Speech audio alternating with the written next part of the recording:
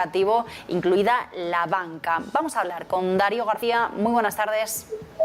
Muy buenas tardes, ¿qué tal? ¿Cómo estáis? Bueno, como has visto, finalmente el cierre de sesión, se ampliaban esas pérdidas, no le ha sentado bien a la renta variable, lo que nos ha dicho Christine Lagarde. Claro, al fin y al cabo de lo que estamos hablando es de un endurecimiento de la política monetaria y de los tipos de interés, que recordemos que en términos reales, al fin y al cabo, es una reducción de la masa monetaria en el mercado. Si bien es cierto que ha afirmado Christine Lagarde que sus acciones no se asemejan a las acciones realizadas por la Reserva Federal y que no es la intención precisamente del Banco Central Europeo ser homólogo a estas acciones o incluso acercar posturas, en términos reales este tipo de acciones son muy parecidas y por lo tanto vemos una corrección con carácter general en Europa, donde lo que se descuenta es que primero el Banco Central Europeo ha dicho que las previsiones tanto de inflación como de crecimiento del Producto Interior Bruto de la eurozona van a empeorar a lo largo del año 2022 e incluso durante el año 2023, donde se estima un incremento bastante importante en la inflación para el objetivo de cierre del año, y que eso al fin y al cabo no es ni más ni menos que la justificación para aplicar un mayor endurecimiento de estas medidas. Y si bien prácticamente estaba descontado que en esta reunión no iban a aplicarse subidas de tipos de interés, sí que íbamos a tener más claras las fechas y los momentos de subidas de tipos, donde se espera claramente para la próxima reunión de julio una subida de 25 puntos básicos, el punto y final el próximo 1 de julio a ese quantitative easing, aunque se quede en el manga la posibilidad de usar el plan de rescate de la pandemia, sí que de cara posteriormente al mes de agosto, ser más homólogo y más cercano a lo que se espera de la Reserva Federal, y que incluso en septiembre no solo se puedan subir los tipos 25 puntos básicos, sino que algunas lenguas más agresivas apuntan a que esta subida incluso sea de 50 puntos básicos. Darío, reacción mixta de la banca, al menos dentro del IBEX 35. Tenemos subidas de Banco Sabadell al cierre de más del 1%, las mayores caídas en el BVA del 4,6%, Santander también en rojo, en el lado verde también tenemos a Bankinter. ¿Cuál es la explicación? También subidas, por cierto, para CaixaBank, aunque tan solo un 0,09%. ¿Cuál es la reacción de la banca europea hoy, la banca del IBEX 35? Y sobre todo, bueno, pues mirando esas caídas de más del 4% para BVA, ¿qué entendemos?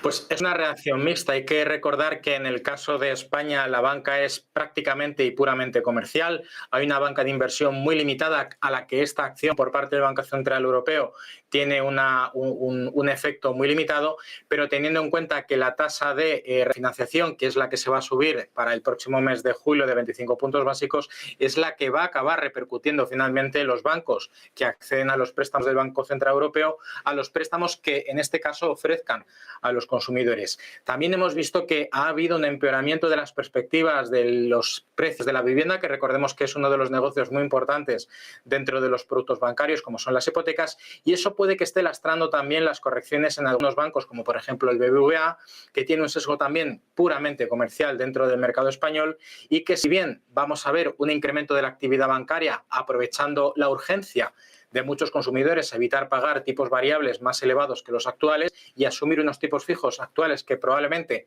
sean los mejores en los próximos 2 años, por otro lado también se suma que la contrapartida al incremento de la contratación de hipotecas es el incremento de las tasas de morosidad. Y aquí dependerá de la sensibilidad que tengan los bancos a la hora de gestionar la competitividad de sus productos y la calidad, al fin y al cabo, a hacer el scoring o la valoración de sus clientes, para evitar incurrir en este tipo de acciones que merman, entre otras cosas, las expectativas de los inversores a la hora de apostar por una entidad bancaria u otra. Darío, durante esta jornada estábamos también pendientes de si había algún tipo de impacto en el mercado. Desde ayer, a lo que nos decía Argelia, esa ruptura, podemos decirlo, del pacto de buena vecindad, está en riesgo el suministro gasista, está en riesgo una relación comercial con Argelia, y dentro del IBEX 35, bueno, vigilábamos a compañías como Cepsa, como Repsol, pero sobre todo Naturgy. Durante la sesión, análisis sobre la compañía, ¿algún impacto en el mercado o de momento la expectativa de que los contratos tienen que cumplirse sigue pues haciendo que no haya impacto al respecto?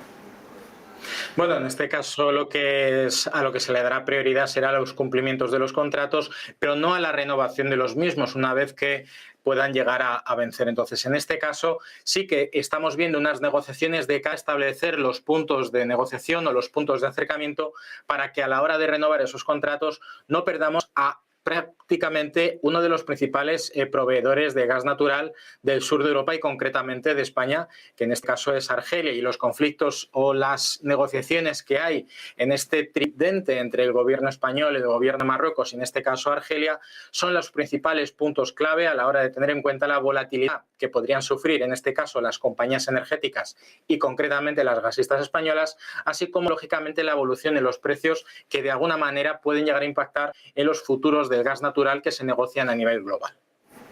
Nos quedamos con ese mensaje. Darío García, como siempre, gracias. Buenas tardes. Hasta la semana que viene.